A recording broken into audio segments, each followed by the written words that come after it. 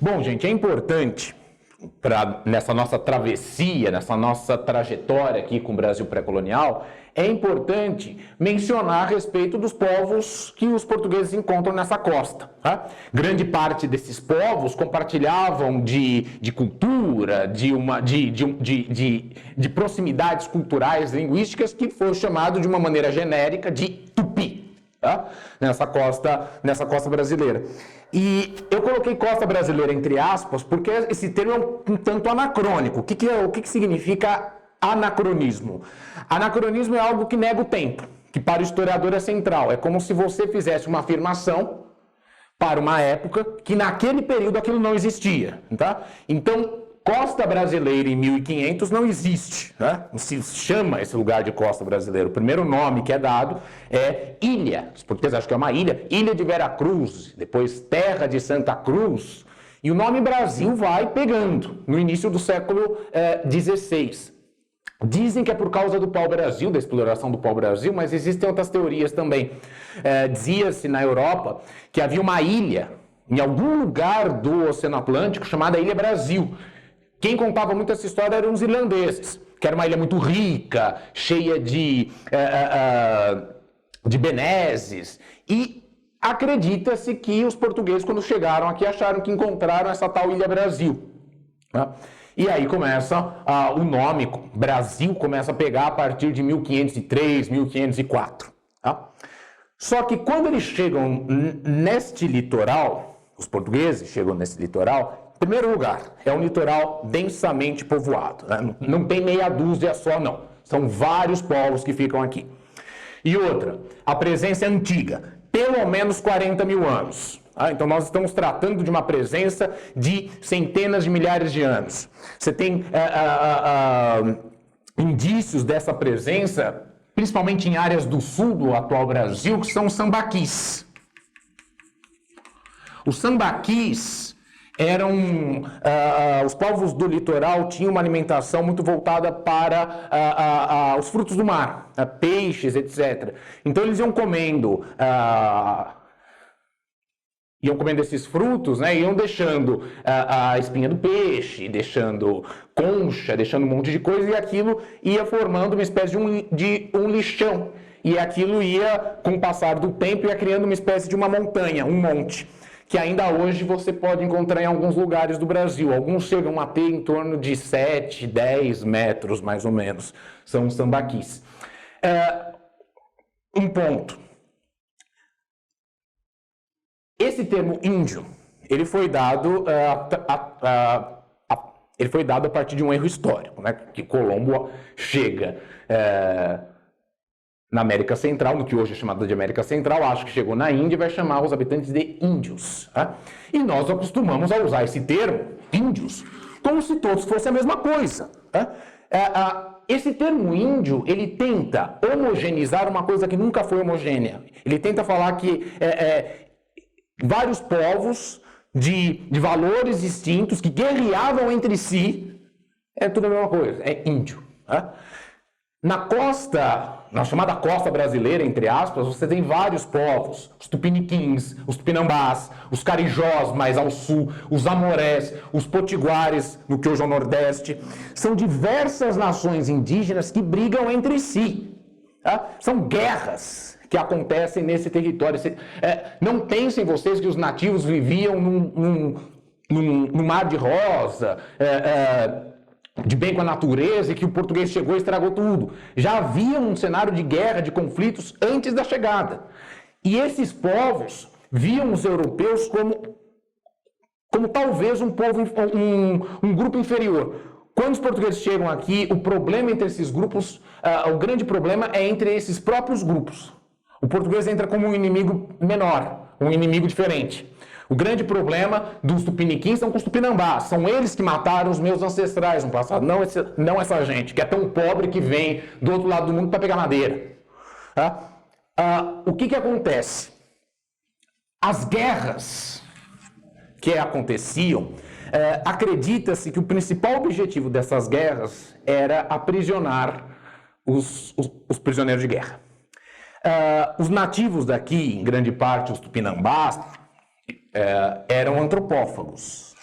ou seja, comiam carne humana. Havia práticas de antropofagia. E eles não comiam carne humana porque passavam fome.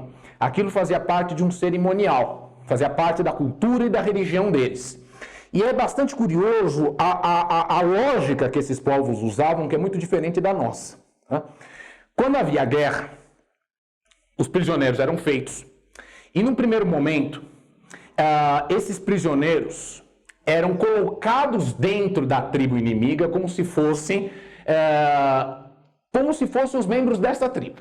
Porque esses nativos queriam garantir que estavam comendo gente e, portanto, tinham que tratar os seus prisioneiros como gente, não como um bicho. Geralmente entregavam uma mulher para esse nativo. Às vezes ele tinha filhos com ela, essa mulher ajudava a vigiá-lo, ele era bem tratado nos primeiros meses. E aí depois a tribo começava o processo inverso. Ela ia destratando esse cara, ele voltava a ser simbolicamente o inimigo, até que chegava a cerimônia. Na cerimônia, era sempre um homem que mataria esse prisioneiro. Quanto mais prisioneiros um índio matava, mais homem ele era. Mais adornos ele poderia usar como se fossem medalhas de um general. Muitas vezes um jovem, para virar homem, precisava matar o seu primeiro prisioneiro. Eles geralmente tinham um machado, uma pedra, sentavam na cabeça do prisioneiro e em seguida o corpo era preparado. Os cabelos eram arrancados, o couro. Ao que parece havia uma certa hierarquia, as crianças comiam os dedos, alguns órgãos, as mulheres mais velhas tomavam o sangue e eles faziam uma festa. Às vezes até com 200 pessoas para comer um único corpo. Então não é um churrasco que era feito. Comiam pedaços desta carne porque acreditavam que estariam adquirindo a força, a virilidade, a coragem daquele prisioneiro. Isto não foi exclusivo dos povos, vamos dizer assim, entre aspas, brasileiros. Outros povos ao longo do continente americano também praticavam a mesma coisa. Esses rituais de antropofagia, eles escandalizaram os europeus. Imagine, na Europa, os médicos tinham dificuldade até para examinar cadáveres, para estudar corpo humano. O que dirá comer carne humana? Em Portugal, um religioso chamado Gabriel de Souza vai, sabendo dos estudos, porque o que vai acontecer aqui? Conforme a presença portuguesa for se tornando cada vez mais efetiva, que eu vou falar isso melhor nas nossas próximas aulas, o contato for cada vez mais próximo entre os portugueses e esses povos indígenas, que são vários, mas que eles chamam como se fosse uma coisa só, conforme esse contato vai se tornando mais próximo, ocorrem os conflitos, ocorrem as guerras e mais. Esses europeus vão tentar entender a língua que esses povos falam, o tupi. E vão reparar que não havia na língua tupi alguns fonemas, de número de 3. O F, o R e o L. E esse Gabriel de Souza vai dizer o seguinte: esses selvagens não têm F porque eles não têm fé. Não tem o R porque não tem rei. E não tem o L porque não tem lei. Portanto, nós portugueses devemos levar isso para eles. Nós temos que levar em conta uma coisa.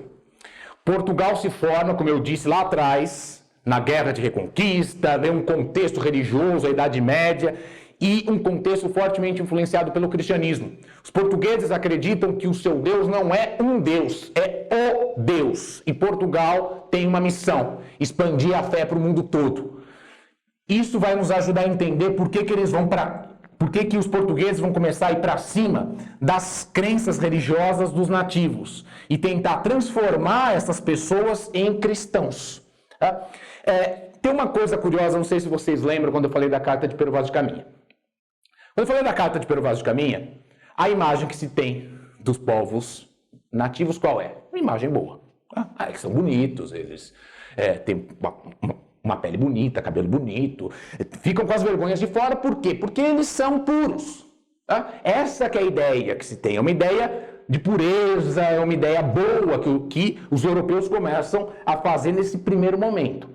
Conforme o contato for se intensificando e começarem a reparar dos rituais de antropofagia, por exemplo, que eles não vão estudar isso como uma experiência antropológica. Os portugueses vão dizer que isso aí não é... Isso é coisa de bárbaro, isso é coisa de gente selvagem, de inferior, não é igual a nós. Não é uma outra cultura que nós temos que respeitar. Esse conceito não existe na época, simplesmente não existe. Tá? Então, o que acontece? Essa ideia de pureza, ela vai começar a se dissipar conforme a presença portuguesa for ficando efetiva. Tá? E a nudez desses indígenas vai começar a incomodar. Em meados do século XVI, tá? Você tem jesuítas que escrevem cartas a Portugal pedindo, pelo amor de Deus, enviem panos, enviem o que quer que seja para cobrir essa gente, porque essa gente está nua, isso é pecado. Tá? Essa gente não é pura. E mesmo Portugal mandando, lógico que com limitações sempre, né? Você tem casos, cartas de indígenas, de jesuítas, eu vou falar deles ainda, que diziam o seguinte, esses nativos colocam um chapéu, colocam uma camisa e o resto fica tudo de fora e ficam desfilando e acham que estão abafando. Então eles têm que se vestir, mas completamente. Tá? Então esses confrontos vão começar a acontecer. E o português vai começar a entrar. Se antes ele era um inimigo distante, no meio dessas brigas entre os nativos, ele vai começar a entrar como uma ameaça muito grave. Alguém que pode descaracterizar a cultura, a religião desses nativos. Esses nativos vão começar a ser usados em trabalhos forçados, com a plantação de cana-de-açúcar, por exemplo, que vai começar a ter nos anos de 1540, 1550, vão começar a usar essas pessoas e usaram esses indígenas como mão de obra forçada por séculos ainda. Isso não ficou... tem muita gente que pensa que com a vinda dos africanos, dos escravos africanos, a escravidão indígena acabou. Não, nunca, isso não aconteceu. Os africanos eram muito caros, caríssimos. E não era qualquer região que tinha dinheiro para comprá-los. Quando a região era pobre, usava aqueles que eles chamavam de negros da terra, que era o termo que usavam para os indígenas. Os jesuítas chamavam esses indígenas de gentios. Para os jesuítas, os índios têm alma e precisam ser evangelizados. O termo gentil com O não é o gentil com L, de simpático. O gentil com O significa aquele que tem que ser tutelado. Um adulto abobado, que não sabe o que está fazendo. Então os jesuítas vão cair em cima desses nativos também, obrigando a trabalho, a evangelização. Então quer dizer, a colonização que vai para cima deles é a espada, ou seja, a violência, a morte física, mas também a cruz, que vai levar ao processo de evangelização e vai levar a uma morte também, que é uma morte cultural, uma morte religiosa dessas práticas aqui. Tá? Uma coisa que eu quero deixar claro para vocês nas aulas que virão.